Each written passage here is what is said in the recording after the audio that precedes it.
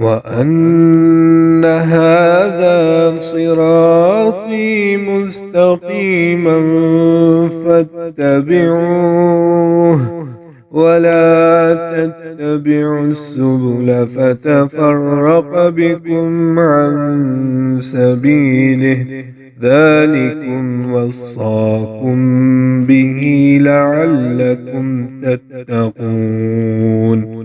أعوذ بالله من الشيطان الرجيم. بسم الله الرحمن الرحيم. الحمد للہ رب العالمین والصلاة والسلام علی سید المرسلین اما بعد۔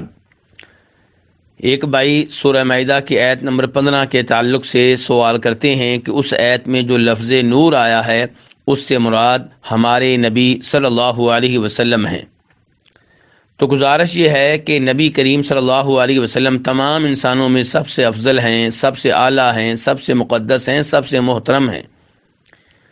آپ کی شان بہت بلند ہے۔ اللہ رب العزت فرماتے ہیں وَرَفَعْنَا لَكَ ذِكْرَكَ، اور ہر مسلمان پہ واجب ہے کہ اللہ کی ذات کے بعد سب سے زیادہ محبت نبی صلی اللہ علیہ وسلم سے کرے۔ اب سوال یہ پیدا ہوتا ہے کہ سورہ مائدہ کی آیت نمبر 15 میں جو لفظ نور آیا ہے، یہاں پہ نور سے مراد کون ہے؟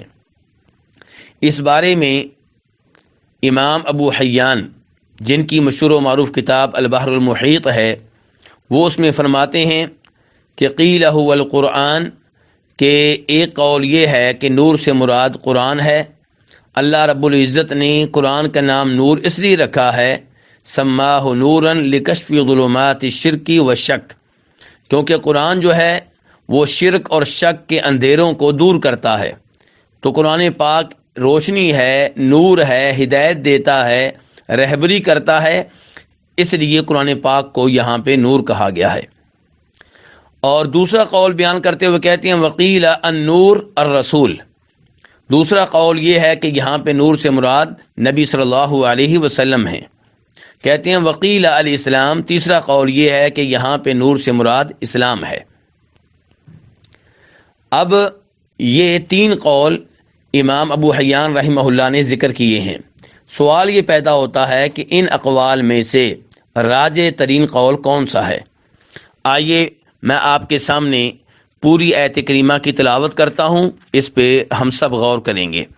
اللہ تعالیٰ فرماتے ہیں یا اہل الکتاب قد جاءکم رسولنا یبین لکم کثیرا مما کنتم تخفون من الکتاب ویعفو عن کثیر قد جاءکم من اللہ نور وکتاب مبین، کہ اے اہل کتاب قد جاءکم رسولنا، تمہارے پاس ہمارے رسول آ چکے ہیں۔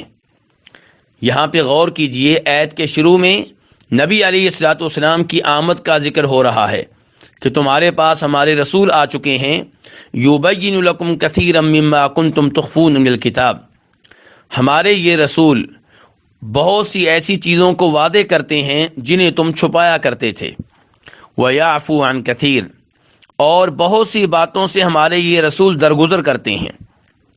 یہاں تک تذکرہ تھا نبی صلی اللہ علیہ وسلم کا، قد جاءکم رسولنا، اس کے بعد تذکرہ ہو رہا ہے آپ پہ نازل ہونے والی کتاب کا۔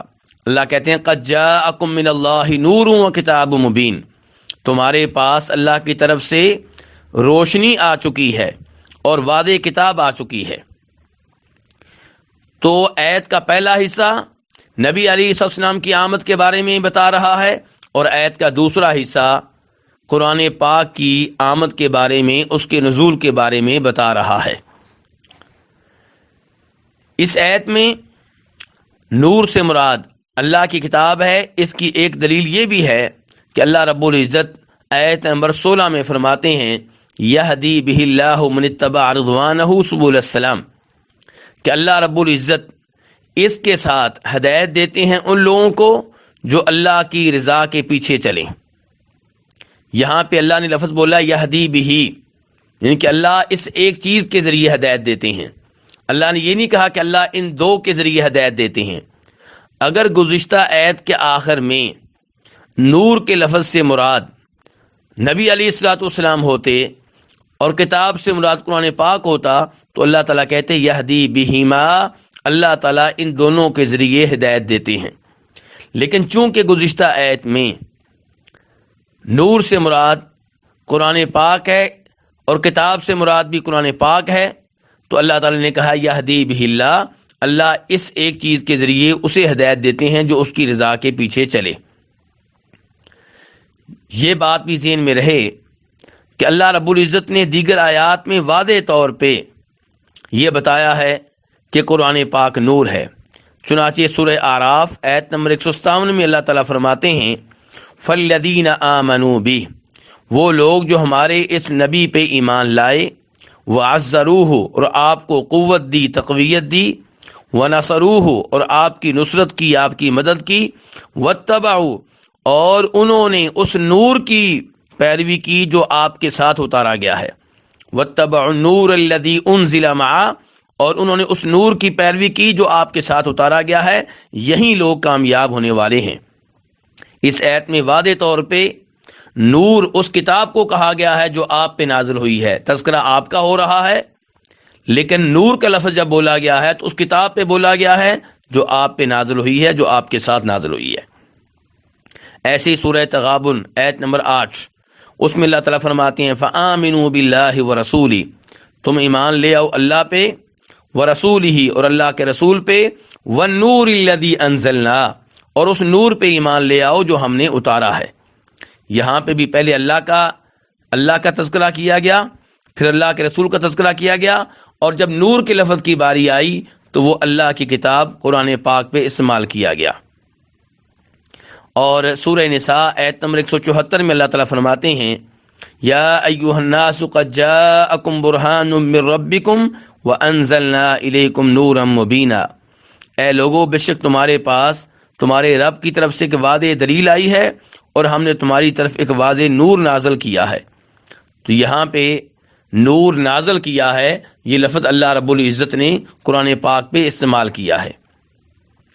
اس لیے سورہ مائدہ کی آیت نمبر 15 میں نور سے مراد اللہ کا قرآن ہے، اللہ کی کتاب ہے، لیکن اس میں کوئی شک و شبہ نہیں ہے کہ نبی علیہ الصلوۃ والسلام بھی نور ہیں، آپ روشنی ہیں، آپ کے ذریعے شرک اور شک اور بدعات کے اندھیرے ختم ہوتے ہیں، لیکن ذاتی طور پہ آپ بشر ہیں، آپ مٹی سے پیدا ہوئے ہیں۔ افسوس ہوتا ہے ان بھائیوں پہ جو آپ کے بارے میں یہ لفظ استعمال کرتے ہیں کہ نور من نور اللہ، کہ آپ اللہ کے نور میں سے نور کا ایک ٹکڑا ہیں، جس کا مطلب یہ نکلتا ہے کہ آپ اللہ کا حصہ ہیں۔